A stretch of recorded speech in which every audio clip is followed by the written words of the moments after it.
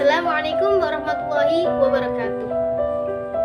Pada kesempatan kali ini, kami dari kelompok 5 akan membahas tentang emosi positif dan pembentukannya dalam diri.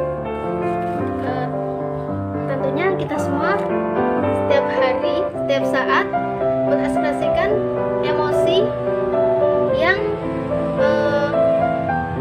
terguncang dalam diri kita, yaitu emosi positif, emosi negatif.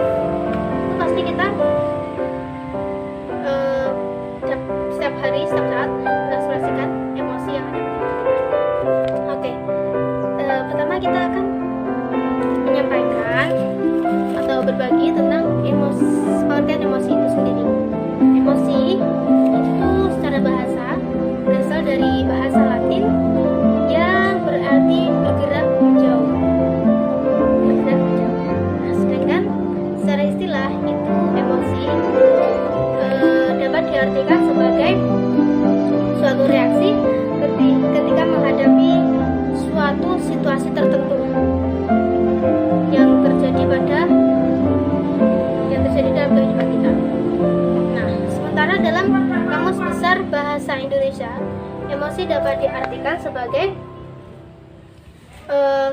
keadaan atau reaksi psikologis dan fisiologis. Itu bisa berupa kegembiraan, kebahagiaan, kesedihan, maupun kecintaan. Nah, dalam pengertian emosi ini, para ahli itu memberikan berbagai istilah tentang emosi ini.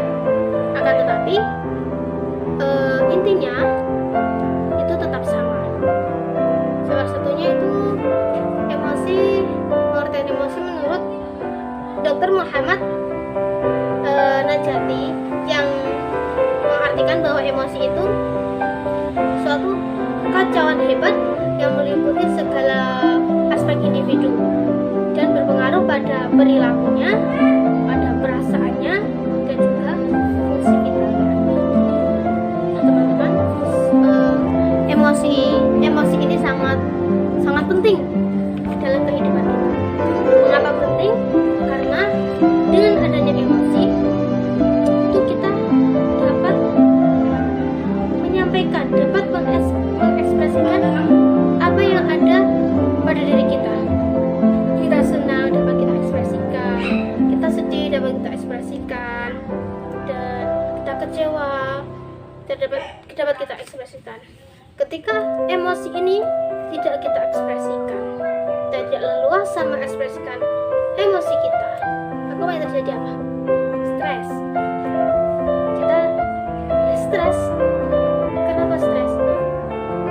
Karena contoh nih, ketika kita biasanya kan orang-orang itu sebenarnya dia dalam keadaan kacau, tapi di depan orang-orang mereka berekspresi terlihat bahagia, terlihat senang, padahal itu sangat membohongi dia, berarti membohongi diri sendiri. Dan itu tidak baiklah, dia akan memendam. Maka dari itu emosi ini dapat berfungsi sebagai untuk menghilangkan rasa stres. Begitu. Sedangkan emosi sendiri itu terbagi menjadi dua. Ada emosi positif dan juga emosi negatif. Emosi positif itu merupakan emosi emosi yang muncul ketika kita merasa senang, merasa bahagia, dan juga ada dampak positif yang akan berpengaruh pada kita. Itu kalau itu emosi positif. Itu seperti apa ya? Kita gembira ketika mendapatkan nilai A+, ya. Kita senang sekali, kita bahagia sekali, akhirnya kita dapat kuliah secara offline dan lain sebagainya. Nah, sedangkan emosi negatif itu emosi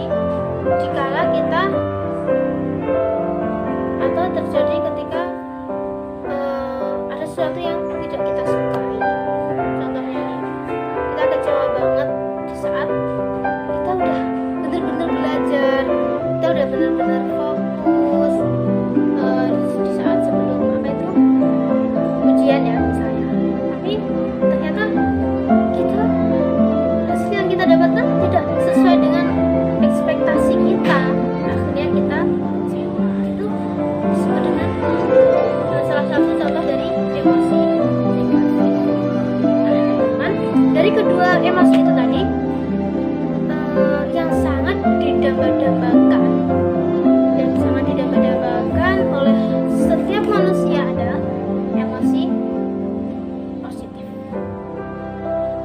Dan emosi positif itu tidak semua orang setiap hari yang muncul tuh emosi positif terus. Kadang juga lebih banyak emosi negatifnya yang apa itu yang keluar gitu. Nah, maka dari itu emosi positif ini harus kita bentuk pada diri kita. Caranya bagaimana?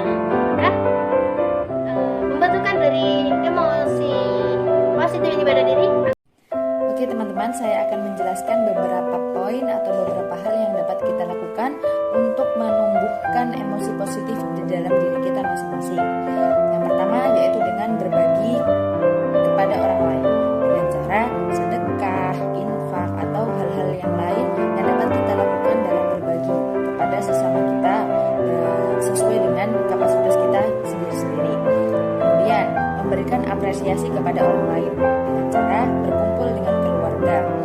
Karena jika kita melakukan hal tersebut, kita akan merasa lebih kuat dan memiliki tempat untuk pulang. Kemudian yang ketiga, merencanakan hiburan dan liburan. Hal ini sangat diperlukan oleh diri kita masing-masing karena diri kita tidak hanya disetting untuk melakukan sebuah pekerjaan, melainkan diri kita juga memerlukan hal-hal yang baik untuk merefresh kembali otak dan pikiran kita, mungkin dengan cara hiburan dan liburan. Kemudian mengajak diri agar menjadi kuat dan mandiri. Maksudnya apa? Ya, mengajak diri itu memotivasi diri sendiri untuk menjadikan diri kita ini lebih baik daripada hari yang kemarin dan menjadi orang yang lebih baik di masa yang akan datang. Kemudian yang terakhir yaitu melawan stres. Hal ini tidak dapat dilakukan orang lain melainkan diri kita sendiri. Maka dari itu kita harus merasa percaya diri kita bisa melewati semuanya dan bisa melawan hal-hal negatif di dalam kehidupan kita atau di dalam diri kita masing-masing. Karena sesungguhnya jika kita baik dalam kehidupan kita bisa menyelimuti diri kita dengan hal-hal positif, maka kehidupan kita juga akan berlalu secara baik dan